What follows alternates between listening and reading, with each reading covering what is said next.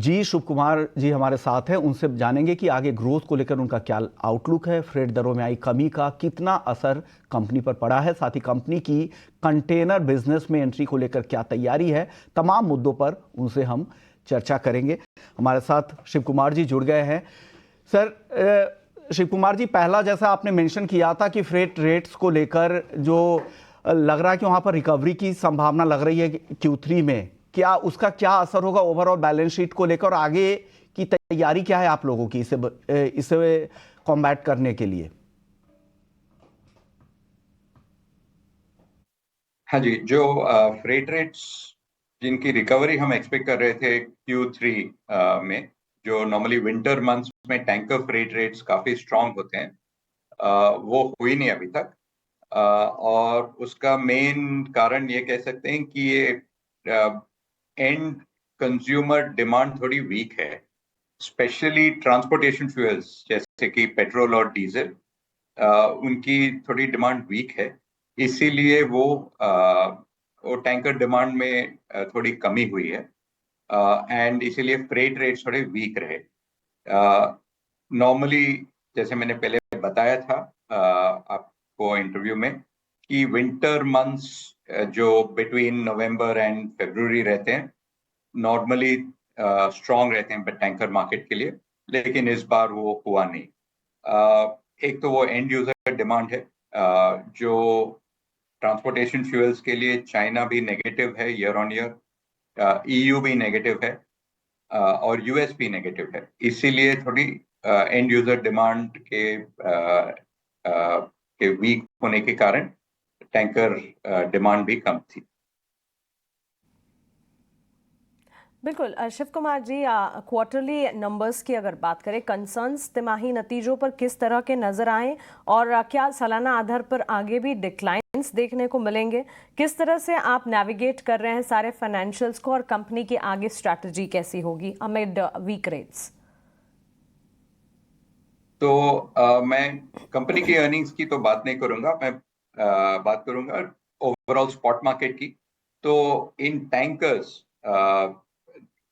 the spot market is down by about $10,000 to $15,000 per day on average.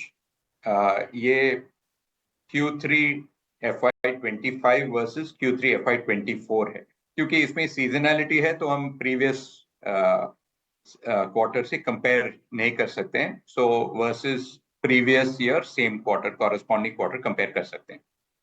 तो वो down है, इसीलिए so that impact is likely to be there. Of course हमारे थोड़े से ships time charter पे भी हैं, उनको अफेक्ट नहीं करेगी ये डिक्लाइन।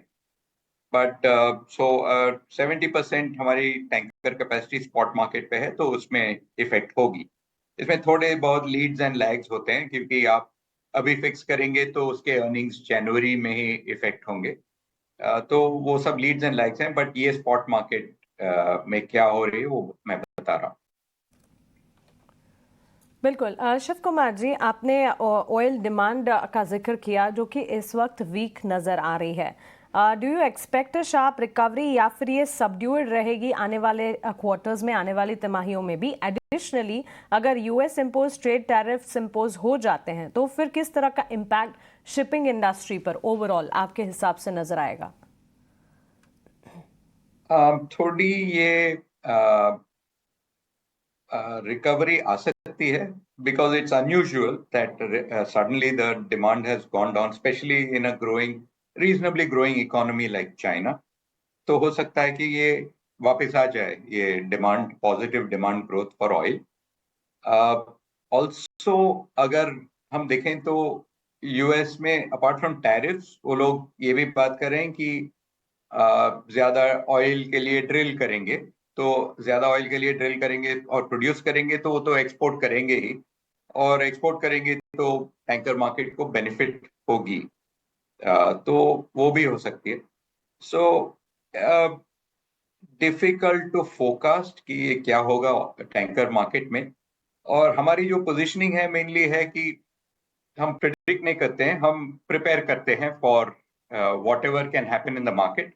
तो मार्केट स्ट्रांग रहेंगे तो we can we will be able to take advantage, क्योंकि स्पॉट में हमारे काफी शिप्स ओपन है, और मार्केट्स वीक रहेंगे तो अपॉर्चुनिटी मिल सकती है to to buy ships and to increase the capacity. तो हम जैसे एक फंड मैनेजर है जिसके पास पोर्टफोलियो है और जिसके पास कैश भी है, तो दोनों साइड से हम we are okay with it, क्योंकि हम फोकस नहीं कर रहे हैं मार्केट को। बिल्कुल। आज साथ ही कंपनी के पास इस समय पर्याप्त नकदी है। ऑल्सो आप केपेक्स अंडरटेक करने के बारे में भी सोच रहे हैं। किस तरह के शिप्स एक्सप्लोर किए जा रहे हैं, कौन सी फ्रेश एडिशंस के अपॉर्चुनिटीज आप आई कर रहे हैं, और साथ ही आपने opportunities in order to enter container ship business के बारे में बताया, तो इस पर भी अगर थोड़ी रोशनी डाल सकें। हम तो टैंकर्स, बल्क कैरियर्स तो हमारी बिजनेस है ही, उनमें से अपॉर्चुनिटीज मिलेंगे तो हम और जो अच्छे प्राइसेस पे शिप्स मिलेंगे तो हम खरीदने के लिए तैयार हैं। तो we are prepared to buy in any of the sectors where we are operating.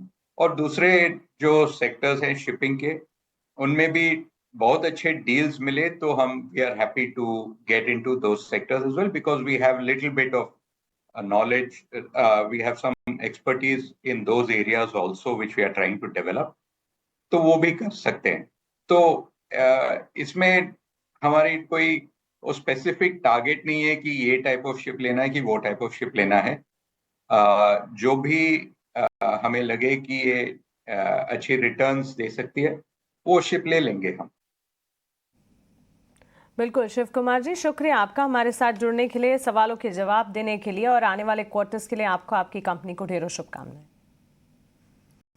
तो जीई शिपिंग कंपनी के मैनेजमेंट हमारे साथ जुड़े, अपने एक्सपेंशन प्लान्स, कारोबार विस्तार को लेकर वो क्या स्ट्रैटेजी बनाकर चल रहे हैं, आने वाले क्वार्टर्स में किस तरह के सेंटिमेंट्स डेवलप होंगे, इन तमाम चीज़ों पर उन्होंने विस्तार से बातचीत की।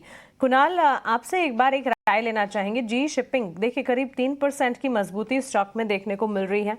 कंपनी लगातार कर्ज कम करने की कोशिश कर रही है, डेट रिडक्शन पर फोकस है। ऑन अ कैगर बेसिस पिछले 5 सालों के अगर ट्रेंड को देखें, कंपनी ने अच्छे प्रॉफिट ग्रोथ जो है वो दिए हैं। वेल 974 975 के अराउंड है, मल्टीपल सपोर्ट है 940 920 के अराउंड।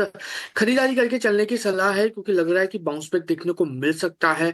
स्टॉक ऑलरेडी एक ओवरसोल्ड टेरिटरी में है, तो प्रेजेंट लेवल पे खरीदारी करके चलने की सलाह रहेगी with strict stop loss somewhere around 920। ऐसा थोड़ा सा बड़ा है, लेकिन टारगेट भी अच्छे खासे देखने को मिल सकते हैं। पहला टारगेट 1125 का है, और 1125 जैसे ही ब्रेक होगा ये वापस ऊपरी लेवल पे 1330 तक के लेवल दिखाने के लिए रेडी हो जाएगा। तो खरीदारी करके चलने की सलाह रहेगी 920 के एसएल के साथ। बिल्कुल 930